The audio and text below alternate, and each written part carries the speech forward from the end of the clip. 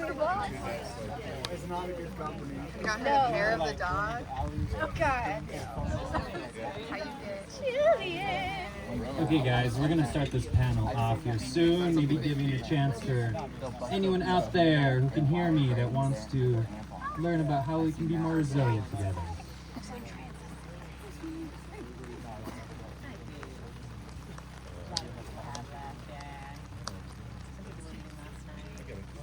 Okay guys, so essentially this panel is called How to Survive Extinction 10. We're currently obviously not in a really good place on our planet. We're losing biodiversity, deforestation is happening, we all know this. How can we come together, make it so that we don't disappear, at the very least we can steward this land so that's what we're doing. There's a lot of places this can go. Would you like to start this off, Matt? Okay. I'll cast the Rayne. All right, so I think a lot of people find themselves wondering where to slice things, how to cut things, how much to care, how much to do, how fast to do it, which is most important first. And it can be really overwhelming because we all kind of sense that there's something really, really worrisome going on. And I mean, I was riding with someone talking about how the toads have shrunk this weekend. I've seen so many things disappear that I grew up that were common. We've all seen these things change. We've seen if you guys remember the way the sun felt when you were a kid, or the way that winters felt, they're different now. And it's really worrisome. And so how to deal with that, how to cope with it, I think number one, we need to make sure that we're all ready to digest complexity, and that we're ready to do the self-care work to go through hard challenges, right? And I think that's a really one side of the spectrum and a great place to start. But we all have the answers, and the answers don't have to also be very complicated. I think of when I was growing up, I visited my brother when he was in France, and all the bottles were chipped. The water bottles, the wine bottles, everything was chipped. Soda bottles. Why? Because those bottles were used over and over and over. They just washed them. How silly does it feel that we crush the glass when you could just reuse it? And so I'll pass it on from there, but there's so much just laying on the table in this life that's waiting for us to reach out and grab it, and maybe sometimes do the work. Because the other side of opportunity is often the door opens and it's hard work waiting. But what say you, my friend? I agree. Yeah, I mean, any good therapist is going to tell you, if you want to get over your problems, you got to first realize that you got problems, identify your problems. And I think that as a global population right now, a higher percent of the population hasn't come to terms with the fact that we're living through a depressing time, in the sense that, we can't see all of the things that are there to see. We have a lot of missing pieces in the story of life. There's a lot of things that are extinct, you got to get licenses and permits to go pull a fish out the river, and it may be questionable if you can eat it or not, because it might be gross. And it's we have to accept that that's the reality we live in. It's no more just you can go drink out of every stream and go pick a fish or go eat anything clean. That's not what we have anymore. That's gone. And you have to accept that. There's a lot of people that's just holding on to something, or just doesn't want to face these ideas. But understanding the issues, understanding the problems is also where we will find opportunity. Because the culture that we're moving into is the culture that is going to uphold this planet through the rest of our lives. We are the next up. This is our world. This is our world. So, in the problems is where there's the opportunities, because where some people will go complain and protest to the governing body, to me it feels like crying to mommy and daddy to fix your problems for you. And when we can look at that problem and we identified it, there's opportunity in economic and wealth and everything and how to fix that, because people may think that we're crazy. My whole life when I was younger, people think I'm crazy. Everything they thought I was crazy about, I already proven wrong. We're already past it. Everything I said that was gonna happen when I was like late teens, tripping out, already happened. So like, you know that you're not crazy.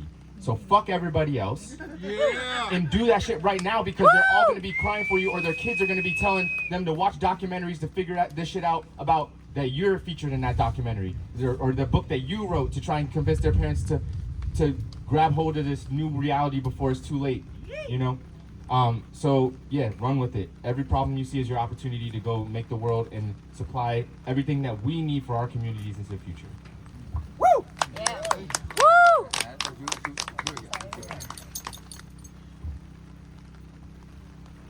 Yeah, we are running into the problem where there's just chemicals and everything, even as a forager myself, in the mountain ranges that I thought are pristine. A lot of them are getting sprayed with like the fire retardants and other chemicals, so they're not as clean as I thought. And I think eventually if we don't do something about this, we're gonna run into the problem where there's just going to be chemicals everywhere we go, and of course the fungi will survive, and we might have a chance to survive if we pair with them. But what will eventually happen is with the seasons and the global warming, the deserts will become more of like a tropical environment. The ice will melt, and there's going to be a algal overgrowth on the planet, and then eventually, I don't know how long this will take, but the algae will release a lot of oxygen and the planet will be restored. But I don't know if we'll be around for that, if that happens. But hopefully that we can find ways to get rid of these chemicals, stop making new, creating toxic waste that might not ever go away. I believe the fungi can basically break it down and turn it into something else, but that's my biggest worry when it comes to this next extinction, is the chemicals.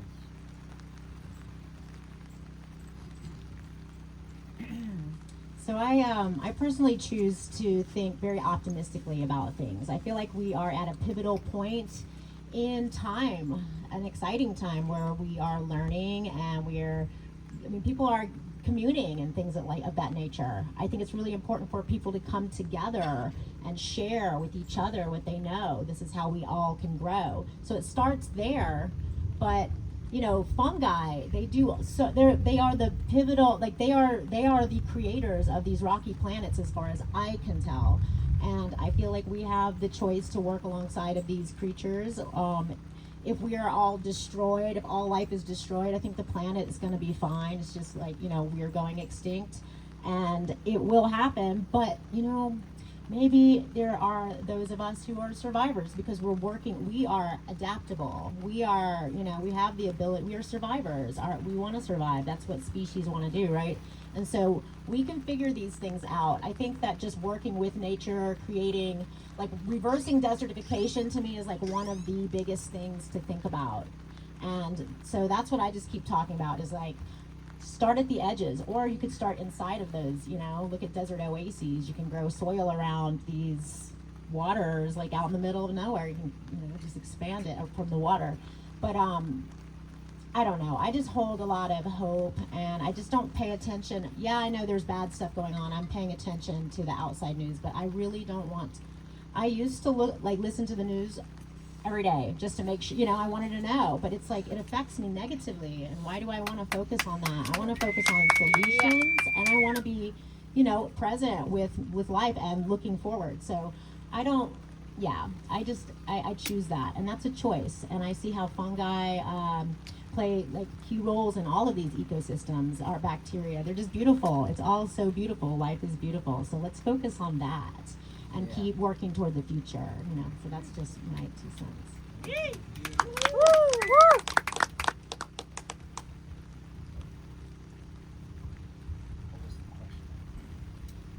Well, how we can be more resilient, and obviously in the face of this desertification, you spoke about planting forests, and that can be the most direct way of ecological restoration. I'd love for you to potentially even expand on that, or if there's any other ideas.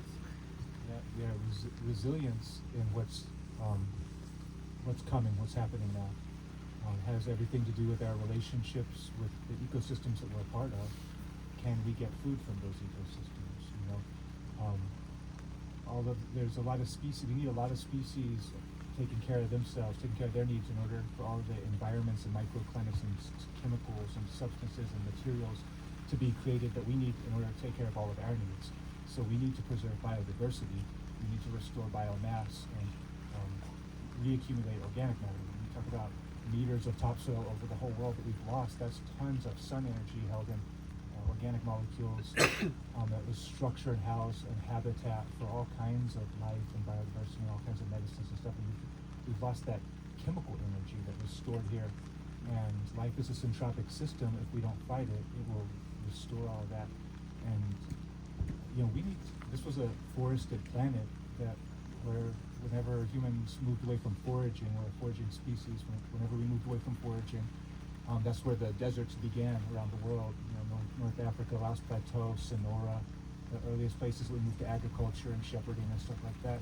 And where it went hardest are the biggest deserts in the world now.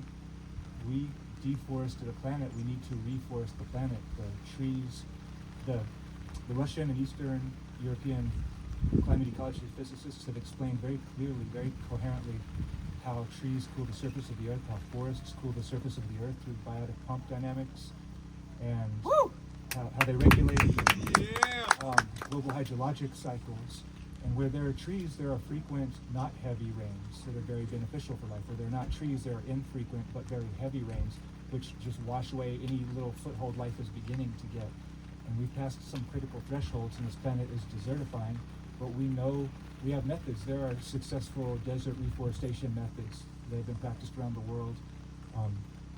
And we've got these different techniques and technologies. We know how to do this. We can do this. That's what we're doing. That's what our species has before us now, is to reforest the planet. And these trees regulate climate extremes. Trees keep things cooler in the summer, literally through transpiration, so evaporative cooling.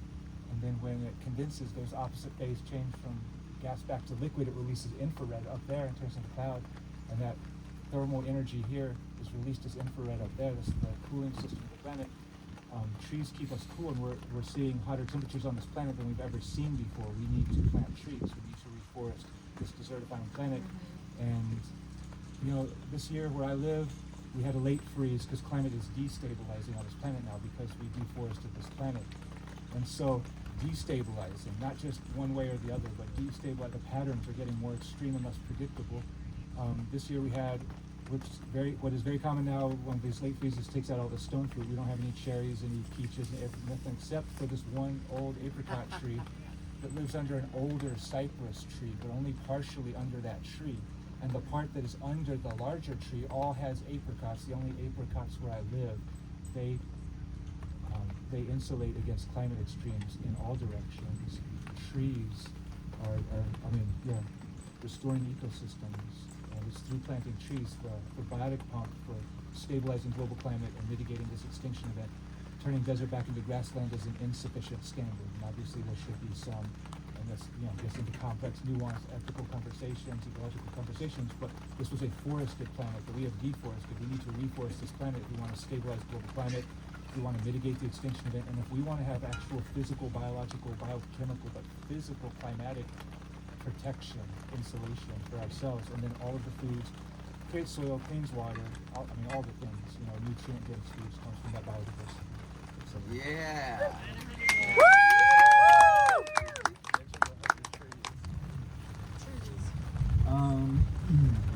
personal perspective, beyond being related with food to how to respond to the next extinction level event or how to respond to it approaching, I would say is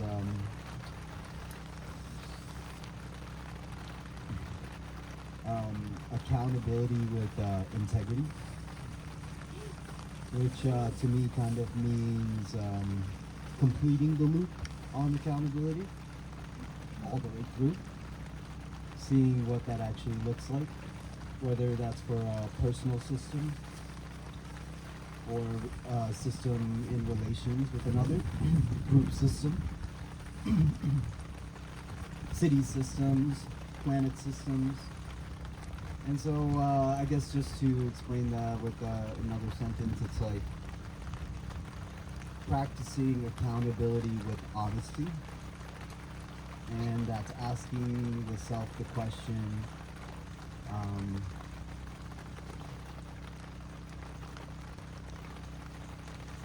do I know why I really do the things that I do?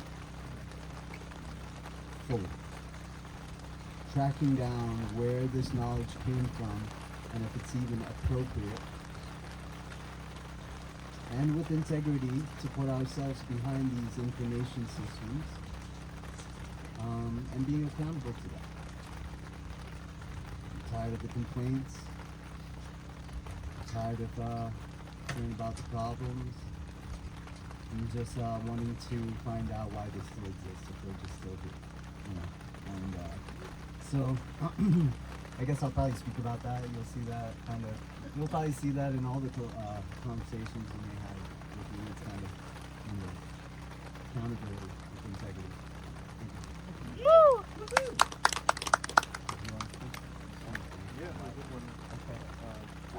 I wanted to add on what he had to say, but after you. I think on a personal level where the resiliency, and I see this happening all the time now, is that people are starting to shift away from like, big pharma. They're shifting away from all of the structure in society that hasn't been working very well, and people are becoming more interested in nature, and especially in mushrooms. The last 3 or 4 years, it's just everybody's just into mushrooms now, and it's important that we have people like us that can help influence the communities so that they can learn how to live off of the land on a personal level and grow their own food, grow their own mushrooms, and sustain themselves that way. I think that's a really good personal way of being resilient when it comes to these changes that are happening, because as the years go by, the climate is changing everything. All the ecosystems are going to change, but if we can kind of go back to our roots and become more in tune with nature like our ancestors were, live off the land, take care of the planet like we used to, like we're meant to, I think that's probably like the best personal way to do this.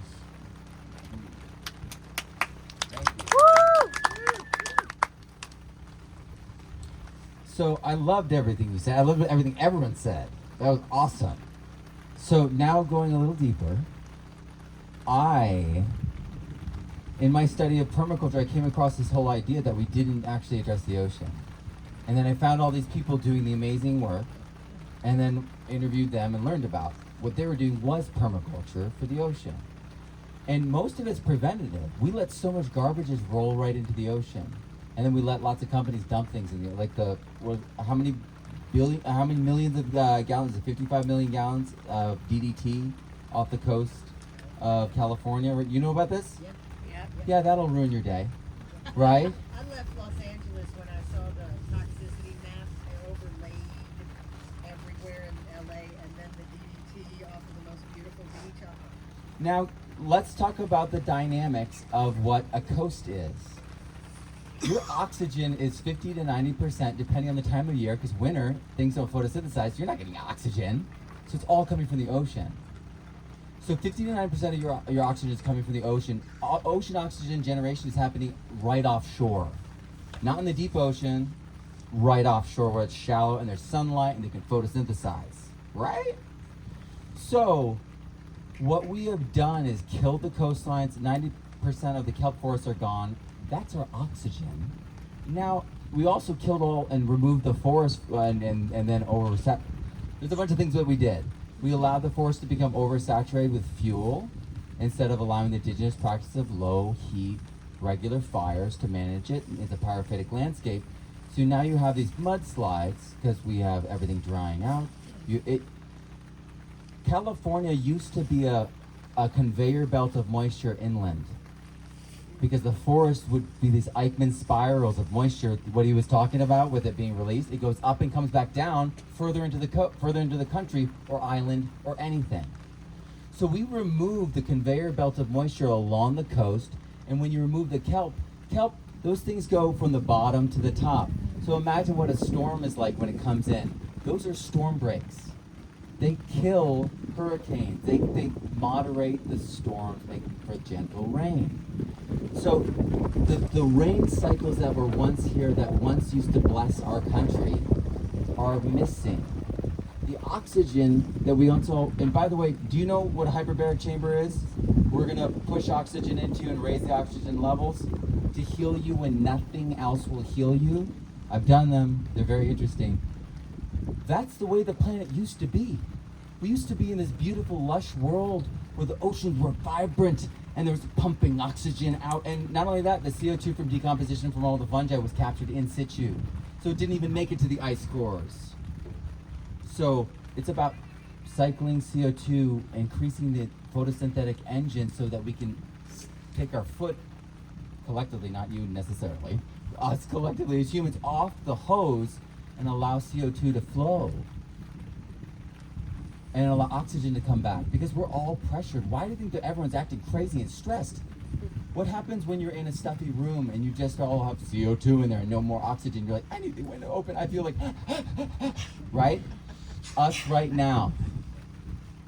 And we argue with the people we love most and we don't know why. We listen to people in a moment when we're like, why did I do that? So we need to do what he talked about. We need to bring back those oceans. We need to stop polluting. And then we need to have a more positive look on CO2. CO2 is not a bad word. I'm exhaling CO2 right now. And all the fungi does too, exhale CO2. And so we need to stop the greenwash thing they're trying to do us with guilt and see past it and go, you're polluters. Let's stop the pollution. And the CO2, we can handle that. It's called permaculture. And not only that, it's our local business. It's our local economy. It's our chefs. It's our farmers. It's our foragers. It's all of us. So that's what I wanted to add to that. We got this. We just got to kind of like slap the mic out of the hands of the people feeding us terrible narratives. Yes. Woo! Yeah. You want to add? Yeah, we're going to add! So there's one more piece that I forgot. Thank you all. I'd love to just continue all of this.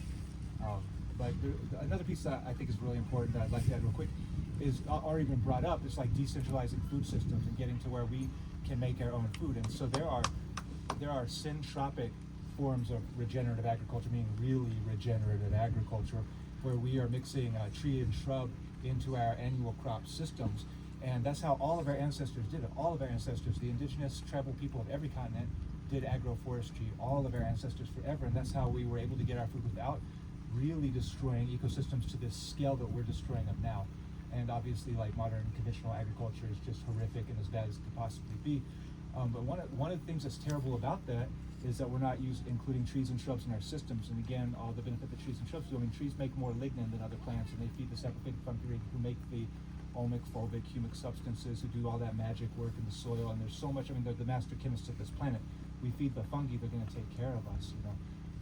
And so, yeah, getting trees and shrubs into those systems, decentralizing those systems, growing our own food, so like syntropic agroforestry around us, or really regenerative forms of agroforestry around us, close food forestry around that, we're a foraging species, get back to our natural behavior that is not destructive to the planet, and then native species reforestation around that. But when we decentralize food systems and we grow super biodiverse polyculture agroforestry systems, we have all these different microclimates, different soil ecologies. Every plant in your people's cosmology has a place in the syntropic garden and the syntropic farm. And so this is the preservation of culture.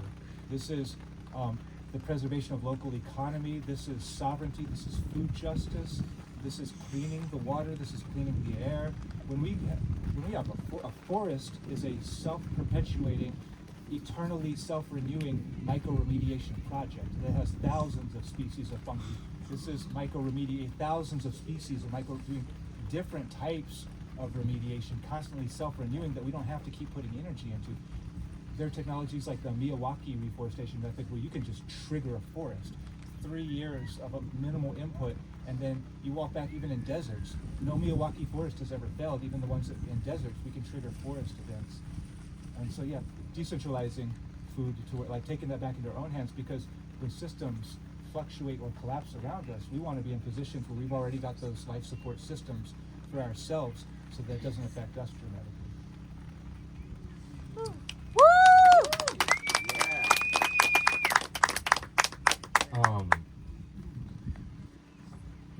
When I was younger, I found this book that I really liked, because whenever I first started studying permaculture, a lot of the permaculture was land-based permaculture, and I didn't have any land. I was living in an apartment that I was renting, and the zones had to change. Everything had to change. The way I had to do permaculture had to be different. That's why I started practicing social permaculture and working it into different areas of systems design. And a book that I found really early on that I really loved was called a toolbox or a toolkit. It's like a toolbox for sustainable city living by Scott Kellogg and Stacy Pettigrew. And they hosted. They used to live in outside Austin, Texas, in a warehouse, and then they were living on this old landfill site and doing all these crazy remediation projects, like nuanced anarchist community living systems, all sorts of really cool stuff. But this book was just incredible because it showed me how to be productive in an urban setting. And this is where when we say there's billions of people in the world, they don't own land. They're probably in cities. There's hundreds and hundreds of millions of people in cities. All these new people are in cities. So it's important that we figure out how to do this where most of the people are. And they eventually moved from Texas to Albany, New York, and through grant funding and other means, they secured this paved lot. They depaved it, got a grant-funded greenhouse, and started educating youth around the area on permaculture. And they had this class that they called the Regenerative Urban Sustainability Training. It was only like a couple $100s for a few days. I think it was like 3-4 days with them, learning about these regenerative systems that they were doing. And I couldn't afford it, and they gave me a diversity scholarship, and they let me sleep on the floor of an apartment that they had so I could go take this class.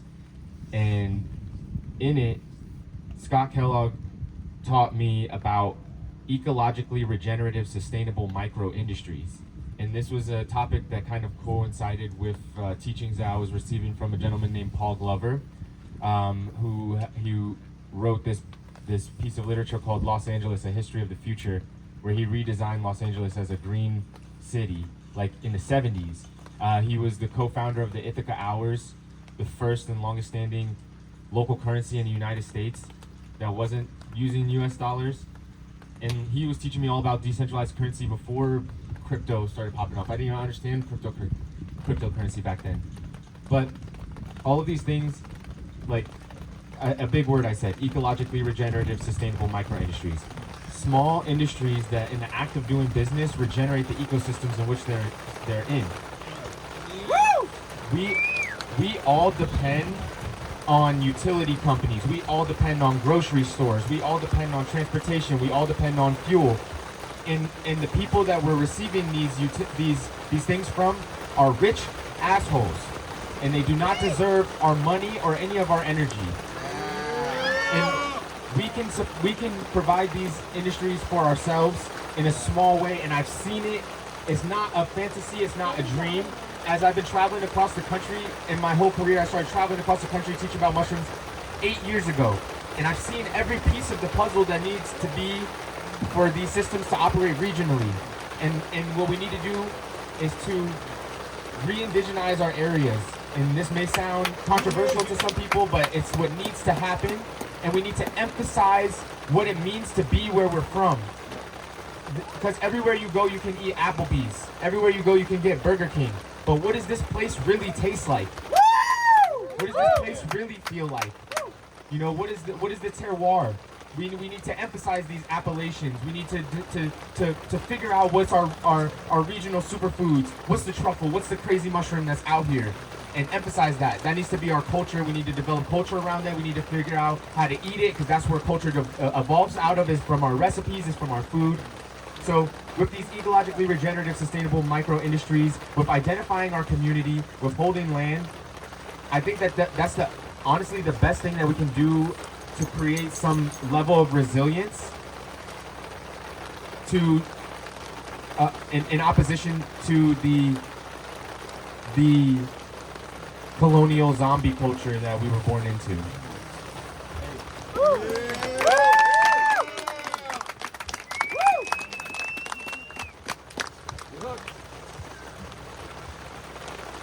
So, we have about 15 minutes left. Obviously, don't want to keep you guys in the rain.